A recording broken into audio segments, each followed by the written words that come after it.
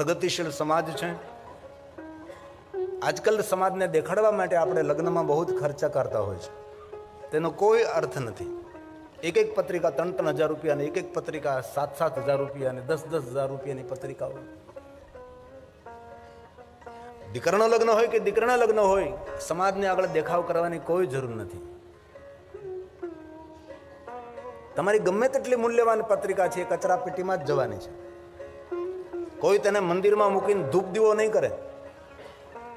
તમારી ગમે એટલી મૂલ્યવાન વિવાહની પત્રિકા છે, કોઈ તેની તિજોરીમાં મૂકીને યાદ નહીં રાખે કે આ ભાઈની બહુ 10,000ની પત્રિકા 5,000ની પત્રિકા છે તો તિજોરીમાં મૂકી દે.